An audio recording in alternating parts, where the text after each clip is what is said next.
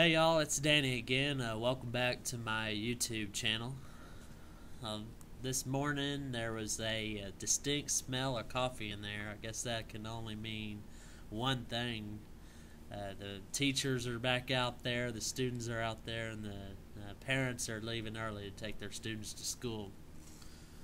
I'd like to take this opportunity to talk about an important issue, the issue of child abuse and recognition of signs of child abuse in the schools. This is very important for teachers out there, for principals, for parents, uh, for these children's peers. There's 400,000, like I mentioned before. There's 400,000 foster children in the country today, and many of these children are going back to school today. So it's important that we realize what these children have gone through in the past, and what leads to these children being foster children.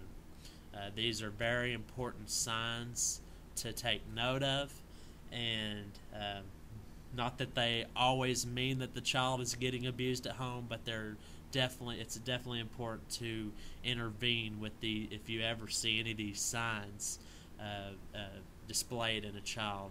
Talk to that child if you see any of this. Talk to the child's parents. Just investigate, intervene if you see these signs.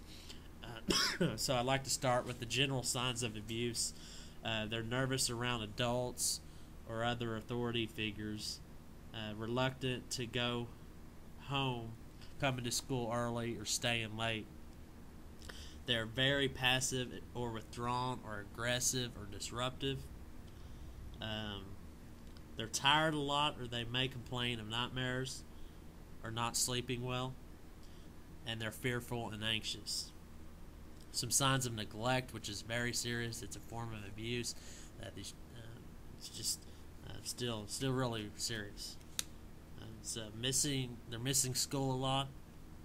They're begging for food, stealing money for food. They're lacking needed medical or dental care. They're frequently dirty. Their clothes are torn. They're wearing the same clothes to school every day. They're dirty. They smell.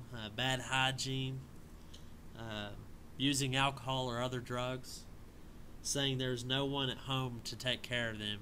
And for the younger children, for the under 10-year-olds, under 12-year-olds, under 13-year-olds, this is a serious factor.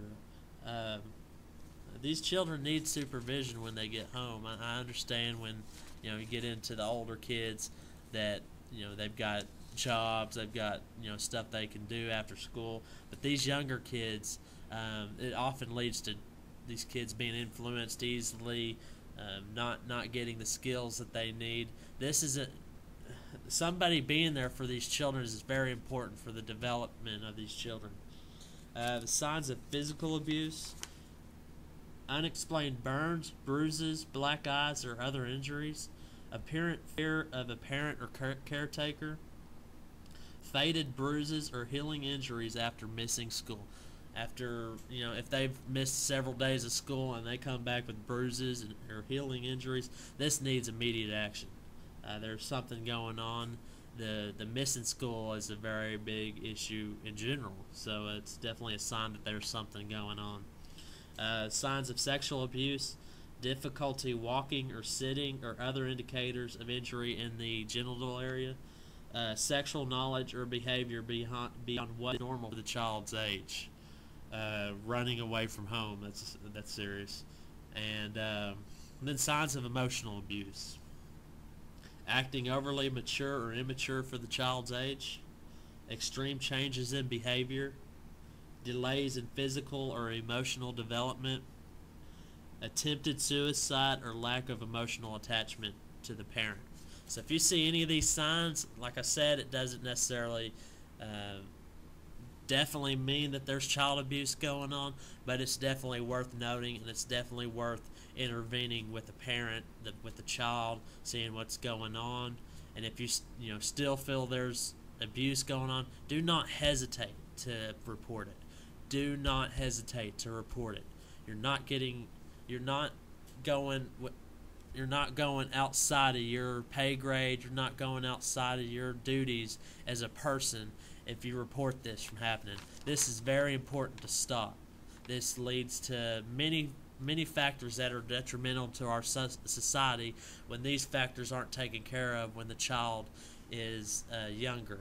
So we need to end this abuse. We need to do what we can to stop this abuse. So please pass this video on to your teacher friends, to your principal friends, to your other to your parents or your friends that are parents to children. And here's the hotline to call if you see any of this abuse happening. I don't care if you're a parent, I don't care if you're a teacher, or if you're in the school. Please do not hesitate to call this number, 1-800-252-5400, or if you want to get online and do it, www.texasabusehotline.org, TXABUSEHOTLINE.org. So definitely don't hesitate to watch out for this and report it if if you see it going on and it not stopping, or if you see it progressively affecting the child. We need to take care of these children. So I appreciate you guys for taking the time out of your day to watch this video. I'd like to invite you to www.facebook.com/research for foster children, RESEARCH foster children. So that there you'll gain information on the child welfare system, through the struggles of these children who are going through this abuse, and how preventing this from happening will help this country grow in the future and help develop a foundation for this country to be stable in the future. And that's especially important with the kind of economy we're going through now. We need to take some preventative action, and we got to start with these children. But I appreciate you guys for watching this video. Have a great day. Have a great school year, and please pass this on to your friends who have children or are in schools. Thanks again. This is Danny, Research for Foster Children on Facebook. But appreciate you guys. Have a good one.